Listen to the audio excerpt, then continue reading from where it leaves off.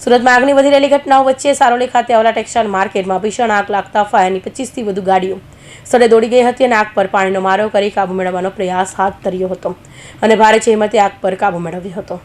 સુરતના પુણા વિસ્તારમાં આવેલી નિધિ ટેક્સટાઇલ માર્કેટમાં આજે 8 ફેબ્રુઆરી વહેલી સવારે આગ લાગતા અફરાતફરી મચી ગઈ હતી। માર્કેટના ફર્સ્ટ બેઝમેન્ટમાં અચાનક આગ લાગવાની શરૂઆત થઈ હતી। બેઝમેન્ટમાં રહેલા વાયરિંગ અને મોટા પ્રમાણમાં લાકડાના સામાનને કારણે આગ જોતજોતામાં વિકરાળ સ્વરૂપ ધારણ કરી લીધું હતું। આગ એટલી ભીષણ હતી કે તેનો કાળો ધુમાડો 5મા માળ સુધી પ્રસરી ગયો હતો, જેને લઈ આખા વિસ્તારમાં ડરનો માહોલ જોવા મળ્યો હતો। તો બનાવની જાણ થતાં ફાયરની 25થી વધુ ગાડીઓ સ્થળે દોડી ગઈ હતી અને આગ પર સતત પાણીનો મારો કરી કાબુ મેળવવાનો પ્રયાસ હાથ ધર્યો હતો। આગે ભારે જહેમતે ફાયરની ટીમે આગ પર કાબુ મેળવ્યો હતો। જો કે ભીષણ આગને લઈ લોકોમાં ડરનો માહોલ જોવા મળ્યો હતો। 7:20 के आसपास फायर ब्रिगेड कंट्रोल रूम में कॉल आया था और यहाँ 3 गेट से गाड़ियाँ जब पहुँची तो अधिकारी कर्मचारियों ने जब देखा यहाँ पे तो पूरा मार्केट में स्मोक था और ब्रिगेड को डिक्लेयर किया।